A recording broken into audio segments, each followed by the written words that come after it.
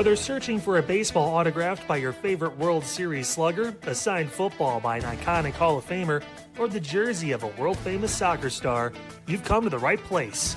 Here at sportsmemorabilia.com, the web's leading source of authentic sports memorabilia, you'll find more than 500,000 authentic products from nearly every professional sports league, team, and players. Not only will you find your next prized sports possession with ease thanks to superb customer service and tremendous site experience, you'll have the satisfaction and peace of mind that every product listed comes complete with a certificate of authenticity and is fully backed by the sportsmemorabilia.com lifetime authenticity guarantee. Go to sportsmemorabilia.com by using the QR code on your screen right now. Sportsmemorabilia.com, a proud sponsor of the Inside Edge Podcast Network, Cleveland's digital leader. Find us online at InsideEdgeNetwork.com. That's InsideEdgeNetwork.com for the latest information on all your favorite Inside Edge Network personalities, favorite shows, and our network partners. And also, we are independent. We are grassroots. Support us and support your local community digital sports leader with our merch store. Yes, we have a merch shop. There it is right there. Look at all the great stuff you can get there. The Champion Packable jacket. Got the Inside Edge Network t-shirt. How about hats? How about a glass? How about an official polo from the Inside Edge Network? We got water bottles as well. And you can customize it. Multiple different colors and sizes that we have available for you. That's right. Rep the network. Support us here at the Inside Edge Network. We are Cleveland's digital leader for sports, entertainment, mental health, and the culture. Check out our merch store right now at InsideEdgeNetwork.com. That's InsideEdgeNetwork.com.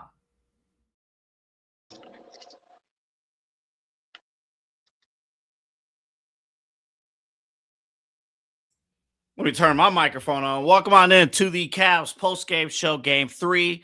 We're back in it, folks. We're back in it. Cavaliers with a 116-109 victory over the Detroit Pistons. My name's Anthony Alford. I got TK Dandridge here with me. TK, man, we was in Heartbreak Hotel these last few days, but the Cavaliers getting the job done with a 116-109 victory. Now the series, Monday night, they have an opportunity to tie the series right now, Detroit, with a 2-1 series lead over the Cavaliers, but there's still a chance that the Cavaliers could get right back into it, TK. Absolutely, and it's definitely a relieving feeling. You think back to games 1 and 2, you weren't necessarily too worried about the fact that they had lost both games. Granted, it's a damning statement, to go down 0-2, especially going back to Cleveland. But at the same time, you had lost both games by 10 points each. At the same time, definitely you don't want to harp too much on the margin of a loss. But you want to get into the fact that there were a lot of opportunities in winning time that we just simply did not capitalize on. Multiple turnovers in inopportune moments, terrible shots selected, lackadaisical defense, especially in the post. You think late game 2 when Jalen Duren got off 3 consecutive dunks, you pretty much knew that game was over. But I'm glad that the offense picked up from where it had left off at the end of the Toronto series, if we want to be quite honest, because we haven't been that great offensively this series so far. So to get 116 points, Donovan Mitchell was incredible with 35. I definitely expected a huge performance from him. I remember saying, if he does not go off in Game 3 while being down 0-2, something is seriously wrong, and we may need to consider moving him in the offseason because it's obviously not going to work. But we still have a little bit of hope. Game 3 was great. Hopefully Game 4 will be much of the same. Hopefully we can pick up that defensive intensity, maybe not so much of a high-scoring game, but all the while probably a thriller nonetheless. So definitely good to get this Game 3 win over this Detroit team. We'll see what happens on Monday. Yeah, we're going to for sure see what happens. I want to start with Donovan Mitchell since you brought him up. 35 points. And I know, like, with game 3, I believe game 3 he had 31, but it seemed like, you don't want to discredit a 31-point performance from game 3, but it seemed like when you needed him most, absent in the fourth quarter of game 3 or of game 2, excuse me. But here we are in game 3, 35 points, impactful points from Donovan Mitchell. And I guess this is going to be a running theme, TK. It's like the Cavs team we see here at home versus the Cavs team we see away from downtown Cleveland. They're like two different teams. I don't understand. But starting with Donovan Mitchell, TK, what an unbelievable performance. 35 points, 10 rebounds. We needed Donovan Mitchell to come through tonight. In the worst way humanly possible. Listen, James Harden has been nothing short of the washed-up playoff choking titty bar savant that he has always been since he left the city of Oklahoma City. I just really hate watching this guy play in the postseason. I will give credit when credit was due. The 3 that he hit late in the fourth, that was ginormous. It was definitely a much better game from number 1. You look at the fact that he had 7 assists. You only see him turn the ball over 3 times, which was also listen, it's better than what had been happening in the previous. Yeah, exactly. So, I'll take it, whatever. Not everything's going to be perfect. But just to see him get back into the groove of making the right basketball play, wasn't as much ISO ball. You still have those moments where he's over dribbling and he gets ripped rather easily. And it's just that has to stop. That really has to stop. The hero ball, the ISO ball, the stagnant ball movement, I have had enough of. I really can't stand to see this anymore. Both of these guards that we have are great playmakers. The fact that we continue to have stagnant moments on offense is beyond frustrating. But at least we were able to right the ship when it mattered in game 3. I was definitely worried about what was going to happen during winning time. Are we going to get some of those stupid turnovers again? Are we going to be taking 27-foot step backs with 13 seconds left on the shot clock? Those things didn't happen. We were able to capitalize. We were able to get out of there with a win, a much needed win. I know a lot of people will probably think we didn't need to win game 3. There is no way you leave Rocket Mortgage Arena without a W and feel secure about your place in this series. So I was glad that they were able to that they were able to get it done. And not just that. I mean, to talk about even where my mind was at after game 2, and like honestly, series over, season's over, and this run of the Cavaliers, honestly, if they don't get out of this round, it's toast. That's that. So to come out blazing, and what I like too, even Mitchell, Harden to a point, but especially Mitchell, and talking about our backcourt. Donovan was talking about at the end of some of the games, hey, I'm not getting the calls. Well, it's hard to get calls if you're shooting floaters and you're not really attacking the basket. I like the fact that he was attacking the basket tonight, and it really, really set the tone for what we saw tonight. And, yeah, to the point of James Harden. James Harden in game 2 was horrible. But James Harden today, 19 points, 7 assists. Part of it, TK, other guys – if you want to believe in a spacing conversation, which there's something to that, other guys got to get open. Other guys got to hit shots. And if that wasn't happening, then you was going to get back to James Harden ISO ball. So it looked like a more fluent offense, TK, that you saw on the floor overall. Definitely better ball movement in this game. Granted, we talked about that there are still those moments that need to be erased completely from our offensive philosophy. But at the same time, I do like the fact that we were able to move the ball around. We were able to hit open shooters. You saw Dean Wade was able to hit a shot earlier in the quarter. That was one of the best passes that I had seen James Harden make this series. To be able to drive the lane and to be able to kick it at the right time and to actually get him right in the spot where he liked it, and he was able to pull the trigger quickly and shot. We got quite a few wide open looks. Jalen Tyson had a wide open three that he drilled. I believe Sammy Merrill had one that he was pretty lackadaisical coverage on. We did a very admirable job of spacing out the floor in this game, something that I definitely thought we were lacking in the first two. We're definitely going to need more of it in game 4. I really don't want them to get too comfortable with jacking up all the trays because, you can get excited from a great night and say, yo, maybe we want to implement this in our philosophy a little more. Maybe we need some more outside scoring, but you really don't want to overdo it. Remember, we attempted 38 threes in game 1. It's not where I want to go, especially if they're not going in at the rate that they should be. So I definitely want to continue to work the inside-out game. Evan Mobley was a nice showing today. Had 7 rebounds. That was definitely a relieving sign after seeing him only get 1 in game 2. I know there was a lot of talk around that as well. But yeah, man, it's the performance that we definitely needed. And it is something to build off on.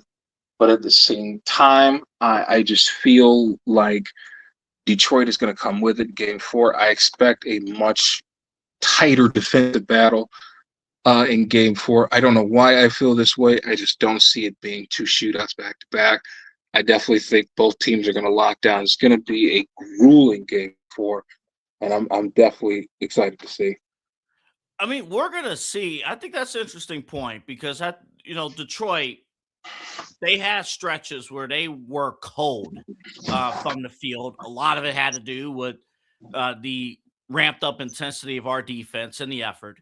But I don't even know if you heard it, TK. I called out Evan Mobley after game 2. I'm like, dude, how can you have 1 rebound? How can you have 1 rebound and you got his teammates justifying his play? I'm like, this all defensive player who's supposed to be one of the elite players, how do you come away from game 2 with only 1 rebound? I'm happy to say that he had a lot more of an impact defensively on the floor. I mean, 2 blocks, and all that. But in terms of Mobley, I mean, that stuff is huge. I got my other question now, because we're starting to see some of the reaction. Did the Cavaliers pass the eye test to you?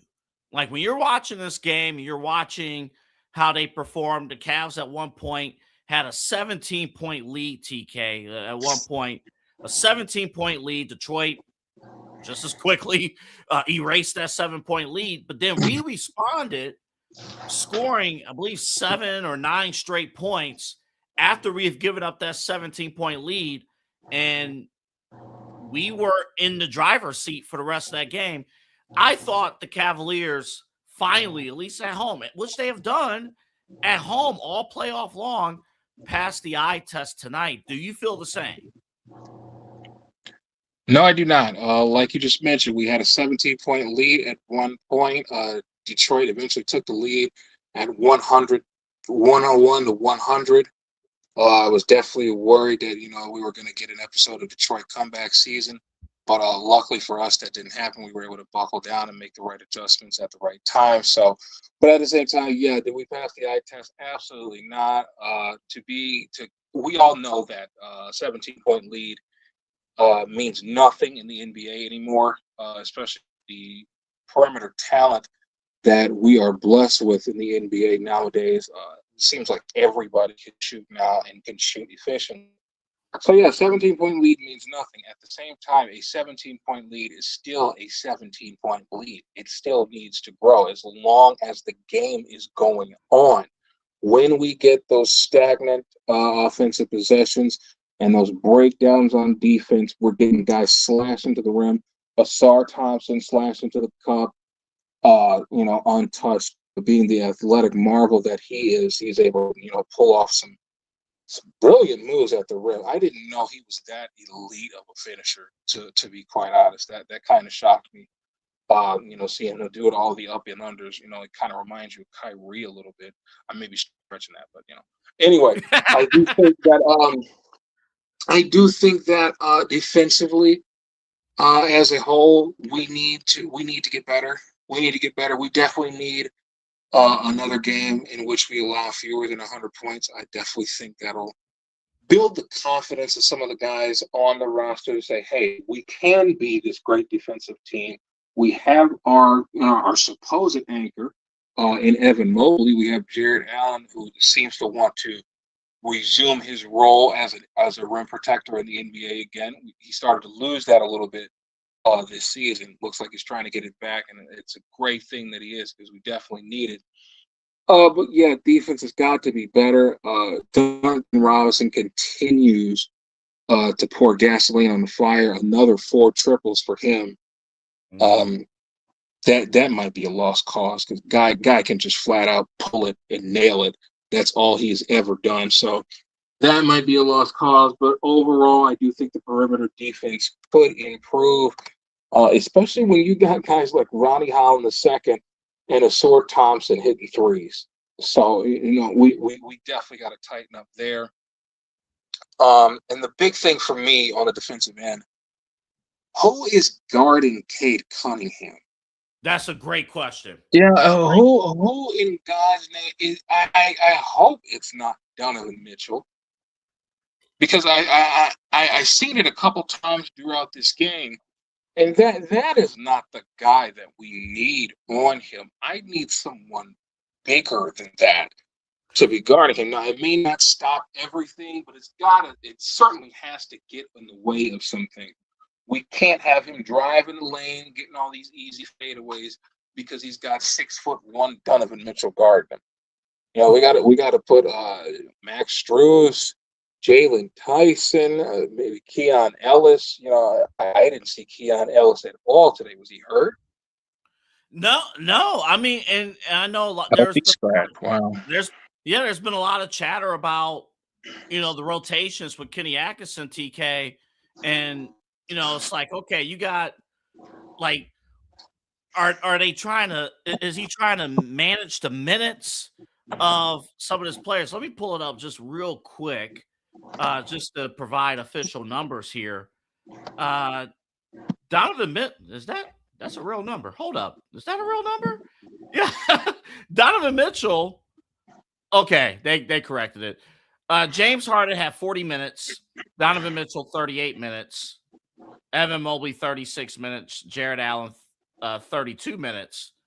But Ellis not in the rotation today. I mean, in terms of like rotating minutes, I'm like, I'm conflicted. Well, how do you feel about? Because I do have a thought. It's kind of a conflicting thought about how Kenny Atkinson is utilizing his rotations. Let me hear your thoughts first, and then I have something after. Well, to be honest, before Game 3, I was definitely in favor of benching James Harden. I knew there was definitely a stretch. But at the same time, his play had not constituted enough for him to start Game 3. I don't care what his resume says. I don't care how long he's been in the league. That does not mean anything. He is still doing the same things that have got him bounced around like a ping pong ball these last 5 years, and it doesn't seem to be changing. Granted, he had a solid outing tonight. I definitely thought, going into Game 3, you bench James Harden, move Donovan Mitchell to the point guard, and start Keon Ellis at the 2. I definitely thought that would have been the way to go. You were obviously going to get 30-plus minutes out of James Harden either way, but I just definitely think you needed a better sense of playmaking, a little bit more perimeter defense too, especially if you're going up against have him guarding Cade Cunningham. I definitely thought that would have worked out better, but I'm not the coach, so it's not going to work out that way. So. So here's my thing, and because I hear people talk and complain about listen. If you're upset with the way that the minutes have been handled and Donovan Mitchell, 6 minutes into the game, he's sitting, and 5 minutes into the third quarter, he's sitting. I understand that and I get it. But I think we got to remember, if we do go deep, conference finals, NBA finals, I mean, the playoffs are 2 months long. So I do think because the playoffs are long, I mean, we can't just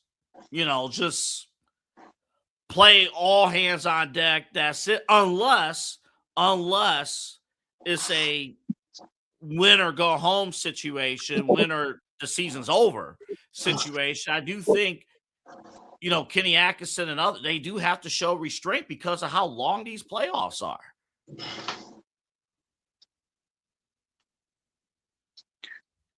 I can agree to that to an extent. But at the same time, when you are down 0-2, your rotation had better be spot on. And I really don't think allocating minutes, during a game 3 when you're down 0-2 is one of the biggest things on your mind. And I can understand that. Sometimes things get lost in the shuffle. Heat of the moment type stuff that you can't control, and I can understand that. But at the same time, I really don't think you would mess around with the fact that you have the ability to play deep. If you have the ability to play deep, you play deep, especially with a team like Detroit. They didn't win 60 games by magic. This is a very good basketball team. You saw guys like Javonte Green and Paul Reed making timely plays for the Detroit Pistons today, even though they did not come away with the victory. That is to show you exactly how deep this team is. Guys like Dennis Jenkins, Beef Stew, one of my favorite players, next generation Charles Oakley, if you will. Even when Ronnie Holland II gets out there and gets some playing time, they have a very well-built team. So you should not be afraid to go deep or even really think that much about having to go deep unless players are just not playing that well and you don't feel the need to. If that's the case, then I can understand you keeping it simple with a 10, 9, or possibly even an 8-man rotation. But again, like you said, this is the playoffs. Going deep should not even be a conversation. It should just be happening. That's a good point. We're going to take a quick break. We'll be here with you until 6:30. When we come back, see if we got other thoughts here on this Cavs series. Plus, other playoff action. Of course, you got the Lakers. I believe they're going to be on tonight. The Thunder and Lakers. OKC could be ending things there. So, or game 3 is tonight. So we'll see what's going on there. The Sixers and Knicks. Knicks could actually close the series out tomorrow. And the Timberwolves and Spurs, we'll get into that coming up as well. TK is here. I'm Anthony Alford. Glad to have you with us. The Cavaliers back in the series. The season is still alive. 116-109 victory over the Detroit Pistons. We'll talk more about that when we come back. This is the postgame show here on the Inside Edge Network. Back after this.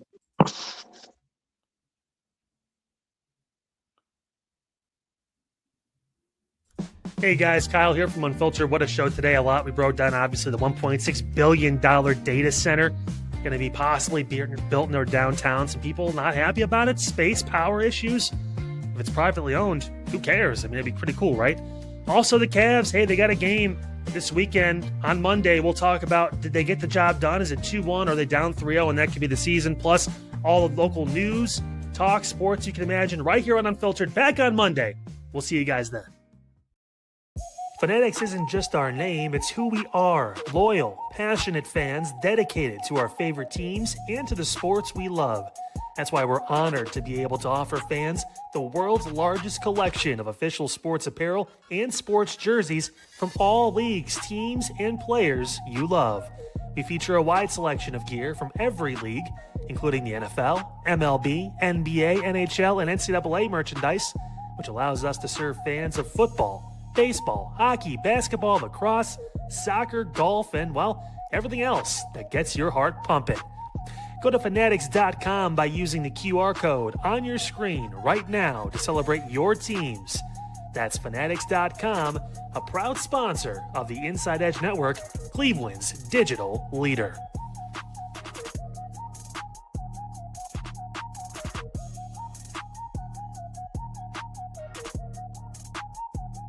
Discover our collection of handcrafted candles. That's right, every product is thoughtfully created in small batches free from harmful toxins for mindful everyday indulgence. Our candles are hand-poured in coconut soy wax with natural wood wicks, offering a long-lasting burn and rich fragrances. Create a cozy, safe ambiance for your home with candles from Alley Rose Fragrances. First-time customers use the promo code InsideEdge20 to receive 20% off your order. AlleyRoseFragrances.com, proud sponsor of the Inside Edge Podcast Network.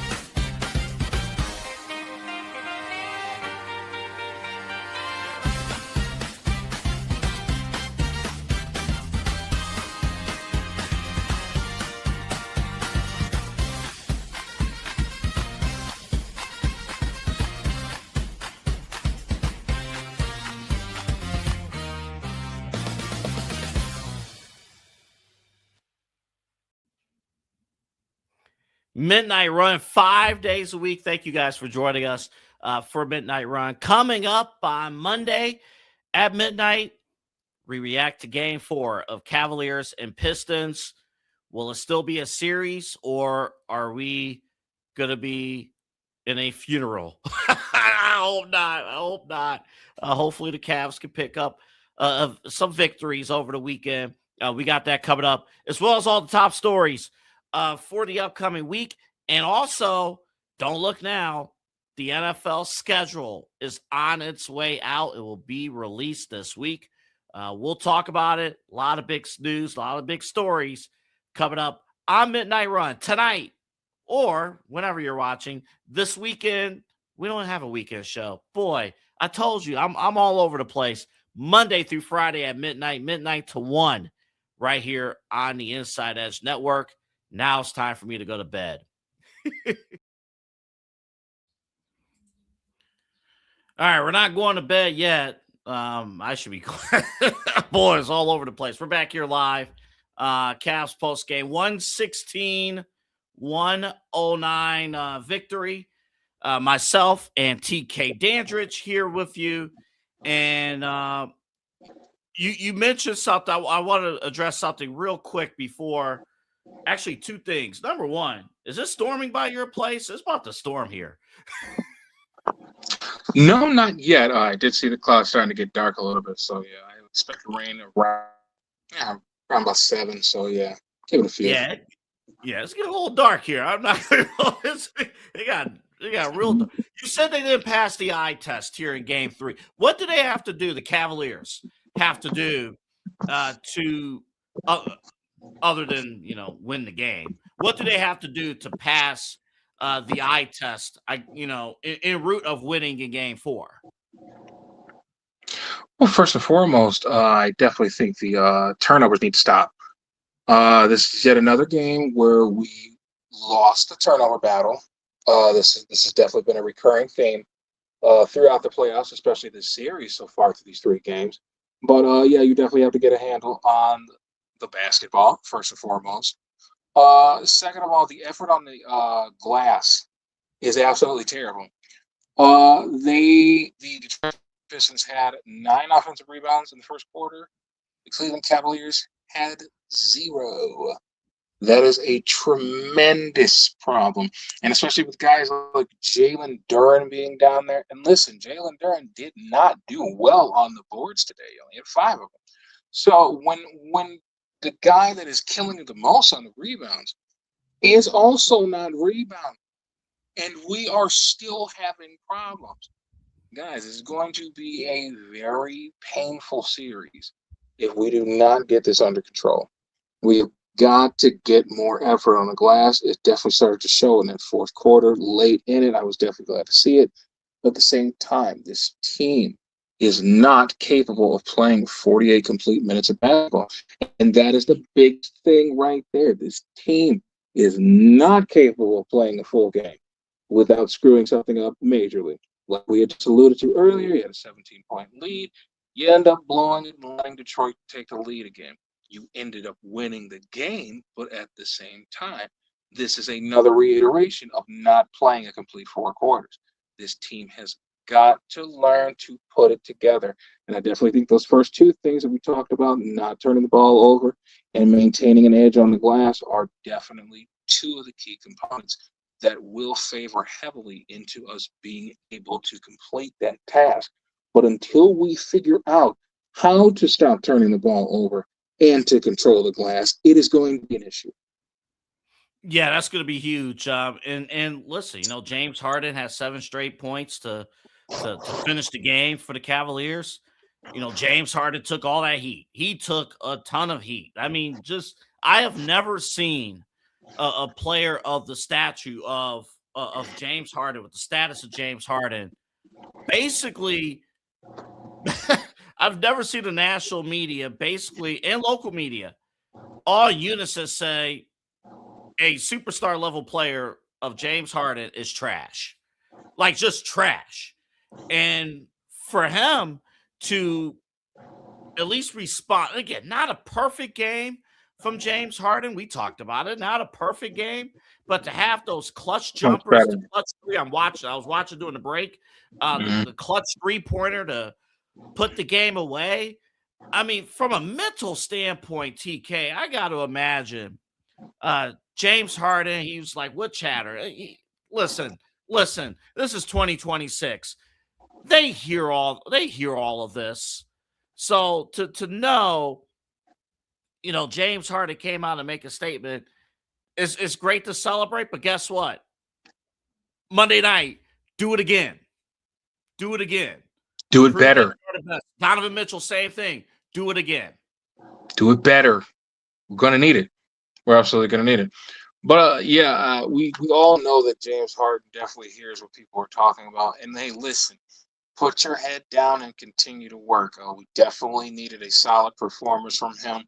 The three-pointer late in the fourth quarter, Tobias Harris was draped all over him. Tobias could have been arrested for assault. That he was that stuck to him.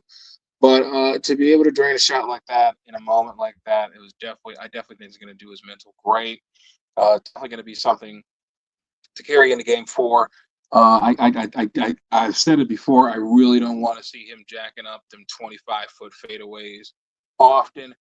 But if you can get him off and you can get him to hit at a decent rate, at least somewhat respectable, hey, do whatever you please as long as it isn't hurting the team like it was in the first 2 games.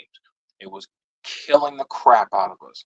In this game, it actually worked out. So we got to see more of it game 4. Got to see a little more efficient play. Got to get more effort on the boards. Got to work on getting that ball moved around more smoothly. I know this team is capable of doing so. We got to see it, man. This is the time for it. This is definitely time for it. Yeah, and I want to give props to Jared Allen, 18 points. He was scrappy, of course. Out of anybody, Jared Allen has been the one really since game 6 of the Toronto series. Jared Allen's been putting together a great stretch of basketball, so I do want to give him his props. And then Max Strus, he had a critical steal off of an inbounds pass that led to some points late in the fourth quarter. So that was huge. And he kind of lead. I do have one more Cavs question for you, and then we'll wrap with going around the NBA playoffs. I want to get your thoughts on the other series, but I do have one other question.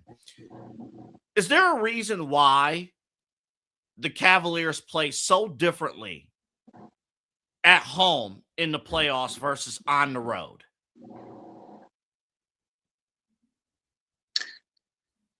Well, I think to put it quite bluntly, this is very much a there's no place like home team. This team loves being here in the city. They love this fan base. They love this arena. I remember talking to Chad on one of our shows about how a lot of players would come to play in Rocket Mortgage Arena, and they would say that the atmosphere in the arena was just so great that there was wonderful air inside of that arena. I remember back as a kid when the Philadelphia 76ers would come to play the Cleveland Cavaliers in Old Gund Arena. Allen Iverson used to love playing in that arena because he could breathe so freely. It's just something about the air and the atmosphere about Rocket Mortgage Arena that a lot of players, I think, really just enjoy. So, I really think the players that we have definitely feed into that. I could definitely attest to that, being 4-0 at home in the playoffs. So, when you think about, 5-0 in the playoffs at home.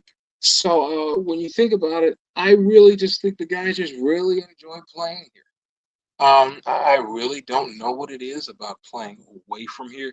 You would think it wasn't an issue, but for a team that hasn't won a game on the road all postseason, and I think their last road win was, I think, in late March. So, definitely something to think about. But this is definitely a team that goes by the motto that there is no place like home. They absolutely love it here. So we better get a game 4 win then. Yeah, exactly. Like win game 4 and then, then figure out the road thing as you get. But it's much easier. I mean, this is a but it's much easier to figure out how to win on the road if after Monday night you're tied 2-2 versus 3-1. I don't think this team has the mentality to overcome a 3-1 deficit. This is not 2016.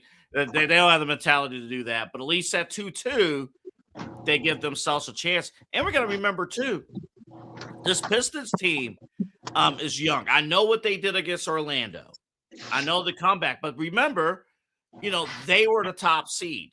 They were the ones loaded with, a ton of pressure. So 1 versus 8, it's like, oh, crap, we shouldn't even be in this situation in the first place. But even if the series is tied at 2-2, the Pistons are still going to have a little bit of confidence, going into game 5 and that kind of situation. So I think it's imperative for the Cavaliers. Game 4, another must-win game. I think they got to get this W and at least get it to 2-2. So at least if you're looking at this team saying, oh, they struggle on the road, get to a situation where, TK, you only got to win 1 game on the road instead of 2 to move on to the next round. Hope for, yeah. So we'll see. Yeah, we'll see what happens. Go ahead, TK. I thought you asked something else. No, you're good. You're good. Go ahead. Yeah, so I think that's what it is. I think that's just man. The people who needed to show up tonight showed up, and it was huge. Real quick, make sure you follow, like, and subscribe at InsideEdge across all of our social media platforms: Instagram, Facebook, Twitter, TikTok, Facebook, Twitch. We're all over the place. Real quick, before we get out the door here and for the rest of your Saturday night, I do want to quickly go around the NBA playoff field, kind of pick TK's brain on the rest of the series. OKC and the Los Angeles Lakers, they will face off tonight at 8:30. OKC with a 2-0 lead. Listen, here's my feeling. Obviously, the Lakers, LeBron and stuff, we all feel, I believe, I don't want to speak for you, but OKC's going to win this series. I'm starting to not like OKC as a team. All they do is flop. And I hope, like, you watch SGA, and he's flopping all the way over to Texas. I hope these officials start to pick up that all this kid and all this team does is flop, and they don't get those calls.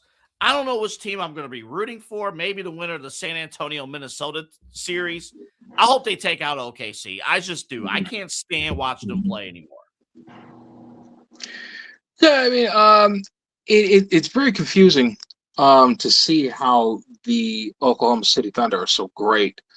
Not a slight to them in the least. They are a very good team, but how well they operate is just so amazing to me. Even with guys like Jalen Williams being out, the first Jalen Williams, not the other guy. Without Jalen, what I was told, real quick, TK, too many Jalen's in the NBA. Way too many. It's entirely too many. There's at least 357 of them.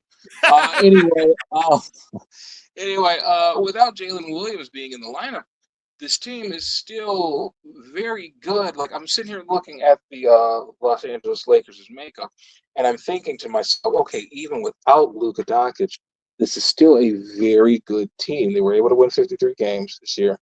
They took care of the Rockets pretty handily. You kind of got scared there when it got to 3-2. But at the same time, they were able to handle them for a majority of that series without Luka Doncic or Austin Reeves. So I'm thinking to myself, maybe this isn't going to be a series that the Lakers win, but I definitely think that they will challenge. So far, that hasn't happened. They lost game 1, 108-90. They lost game 2, 125-107. I just don't know what to think of this Laker team against Oklahoma City. And I understand the flopping has gotten to an extreme, but Oklahoma City is still a very well-oiled machine that runs extremely well. Shai Gilgeous-Alexander doesn't even need to be Shai Gilgeous-Alexander all the time, because the Oklahoma City Thunder as a whole are allowing this young man to pace himself. Chet Holmgren has been above average in these playoffs, averaging about 20 points a game, getting 2 swats a game in the playoffs.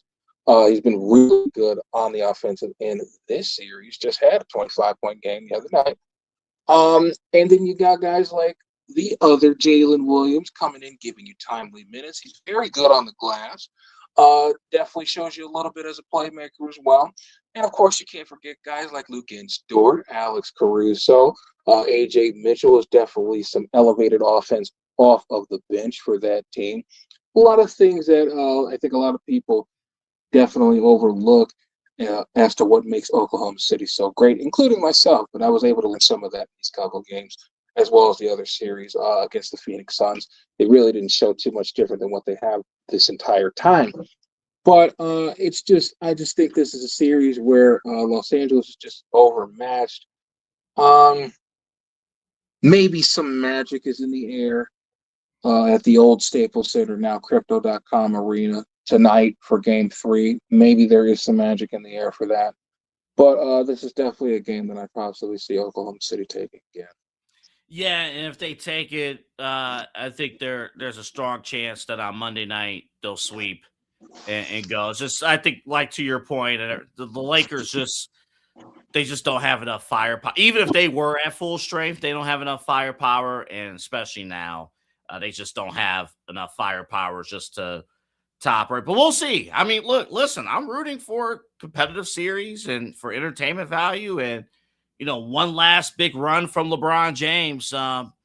Whether this is his last season or he has 5 years to go. That's right. Flight number 23, LeBron. He's going to play about 5 more years. Oh, man. Can I share with our audience? Because people don't know. So way back when we, it's starting to lightning. Oh boy. So 2010, when we're doing the Alf Dog show back in the day, and LeBron went to Miami. Was we, like, reflecting back, was we as the rain's coming down. Start talking for 2 seconds. I got to shut my windows. Talk about something. Just randomly talk about something. Okay. Yeah. No, I'm not going to do that. Okay, I'm back. Oh, man, the rain's starting to come down. The power of live TV, live streaming. Man,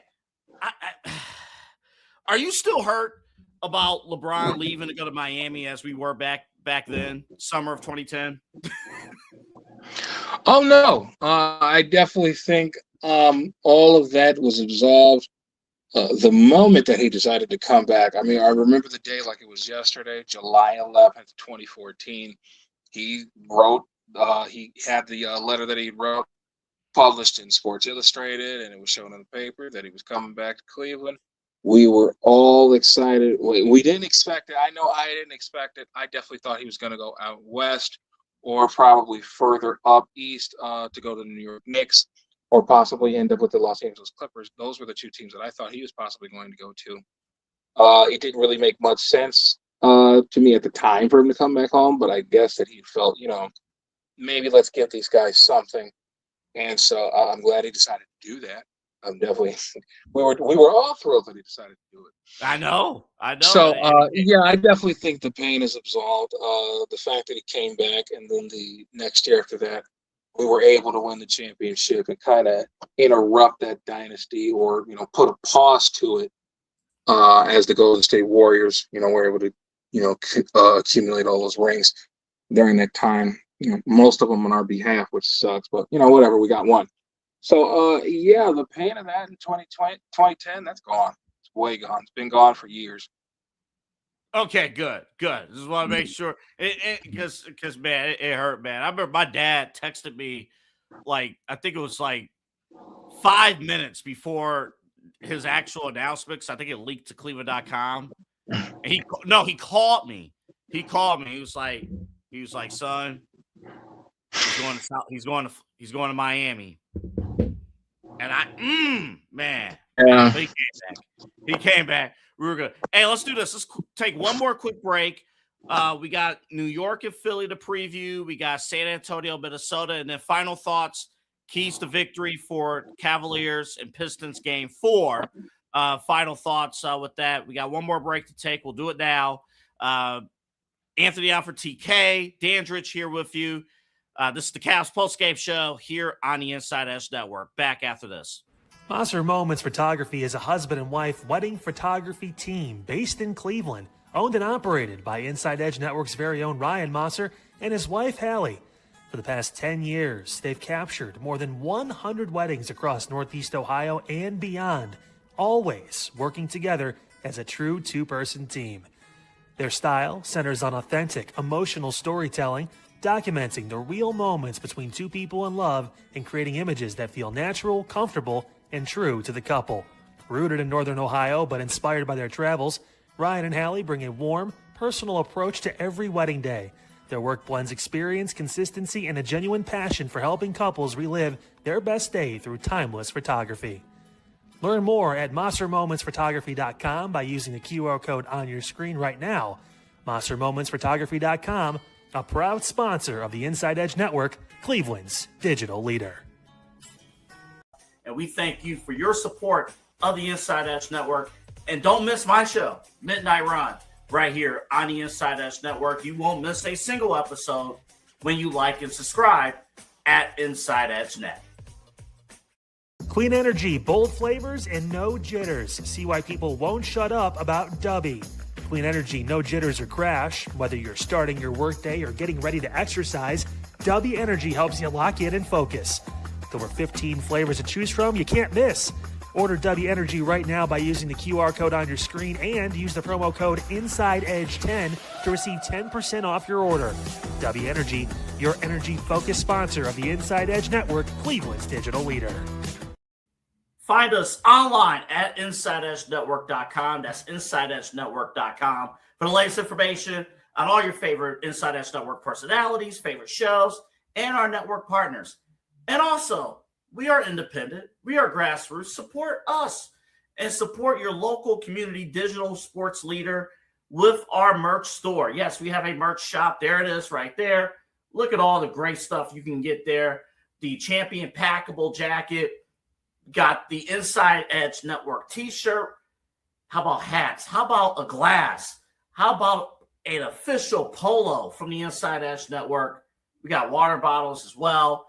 And you can customize it. Multiple different colors and sizes that we have available for you. That's right. Rep the network. Support us here at the Inside Edge Network. We are Cleveland's digital leader for sports, entertainment, mental health, and the culture. Check out our merch store right now at InsideEdgeNetwork.com. That's InsideEdgeNetwork.com. Whether searching for a baseball autographed by your favorite World Series slugger, a signed football by an iconic Hall of Famer, or the jersey of a world-famous soccer star, you've come to the right place. Here at SportsMemorabilia.com, the web's leading source of authentic sports memorabilia, you'll find more than 500,000 authentic products from nearly every professional sports league, team, and players.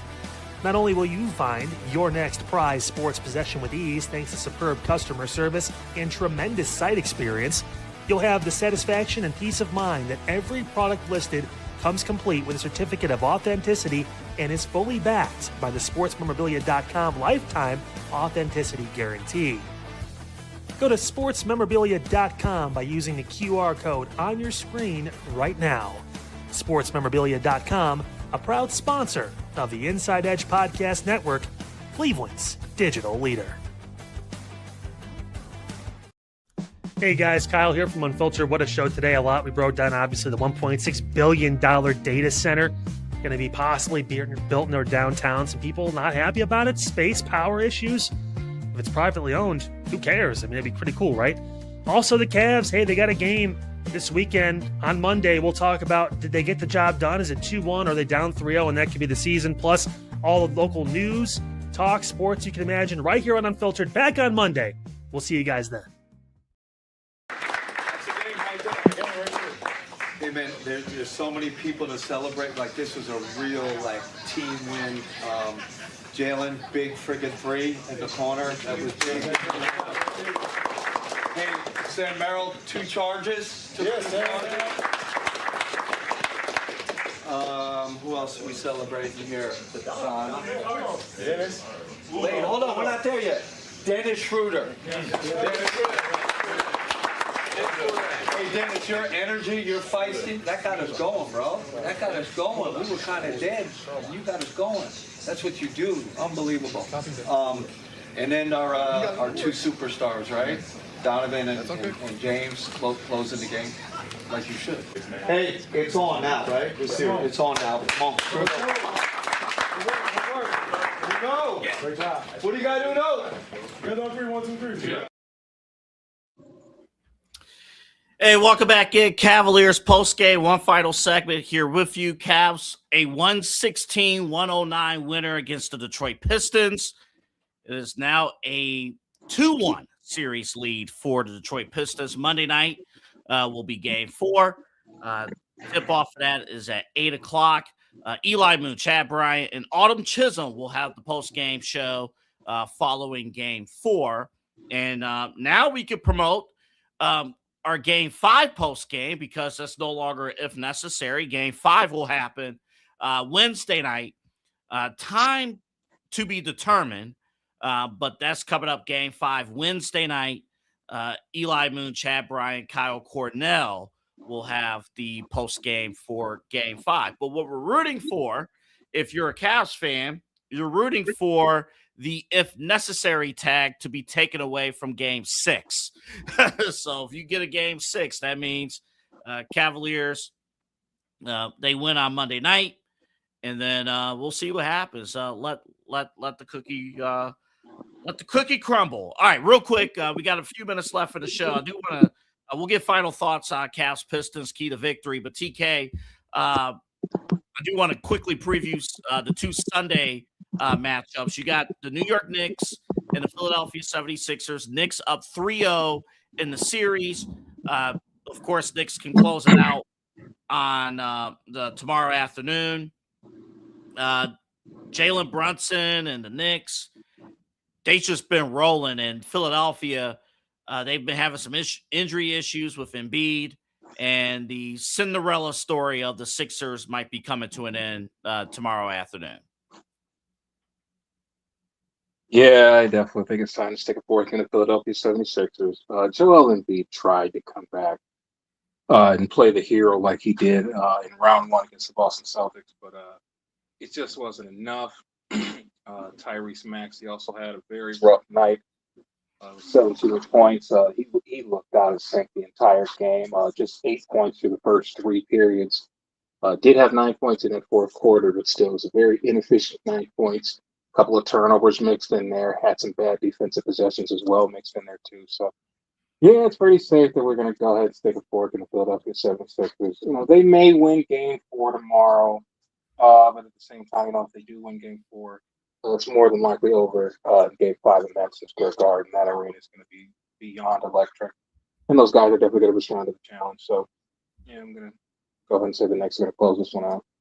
Yeah, and one quick thing on the Knicks. You know, everybody else in the Eastern Conference, they're in dogfights, in round 1. Their first round series going to 7 games. And then, the Cavaliers, they win. So Cavs, Pistons, hopefully that's going to go the distance. Meanwhile, the New York Knicks, they win the first round of 6 games. In game 6, they took the Atlanta Hawks out back and put them to bed. In game 6, and then here against the Sixers, they're in strong position to sweep. So, I mean, the New York Knicks, they're going to have fresh legs going into the conference finals, and this is their conference to lose at this point. I mean, we'll see. Real quick, to the other series tomorrow night, the Spurs and Timberwolves. That has been a dogfight of a series. A lot of phenomenal basketball.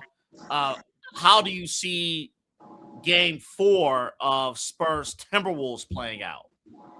It's going to be another close battle like it was in game 3. Started off really ugly. But, of course, with the excellence of Anthony Edwards, anything is possible.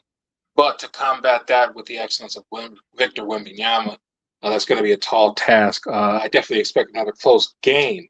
But it is one that I expect the San Antonio Spurs to win, go up 3-1, and I definitely think they start the hoedown early in Texas for Game 5 as the Spurs finish off the Minnesota Timberwolves.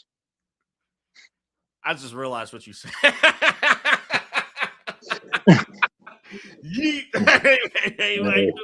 They might do it. All right. As we close out this post game, again, Cavaliers 116-109 victory over the Detroit Pistons. James Harden closing the deal. TK, I'll go to you first. Keys to victory for Game 4 for the Cleveland Cavaliers. First key to victory for Game 4: lower the turnovers. There's way too much easy stripping going on for that Detroit Pistons defense. I have never seen a Cleveland Cavaliers team willingly give up the basketball in the manner that we have managed to do so far in these playoffs. It has been an absolute disaster to see so far, and there is no way you can expect to win a championship when you're playing that sloppy. Second key to the game: rebound the ball.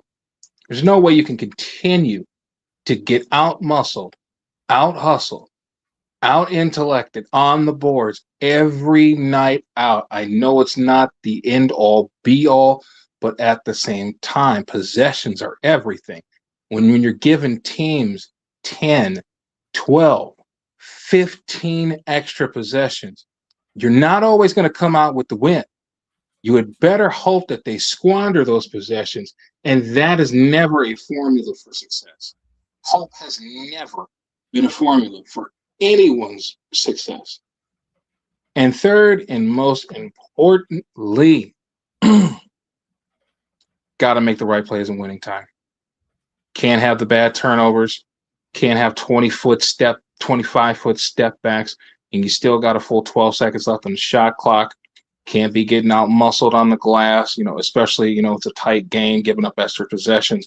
All of that comes together. I know this team, just like any NBA team or any professional basketball player, knows that this can indicate nightmarish results if it is not taken care of soon. So they have got to put together a full 48 minutes of basketball. They have got to make timely plays in winning time. And to be quite honest, man, they have got to win Game 4, and those are my keys. Yeah, I think just to add on, I agree with everything that you said. I just want to add on real quick. You got to get more offensive rebounds. I know we don't, the size part doesn't, that kind of hurts. But Detroit still had 17 offensive rebounds. That's too many. That's too many. And if Detroit had a better shooting night, Detroit would have won this game. So that number has to come down. So that's going to depend on, our bigs to continue to box out. And also defensively, our guys got to be disciplined. I mean, there were too many times when our guys just let Detroit just easily drive into the paint. No help on the backside. That has to improve. That has to change. And that's an effort thing. Those are the little things. That's the difference between winning and losing ball games.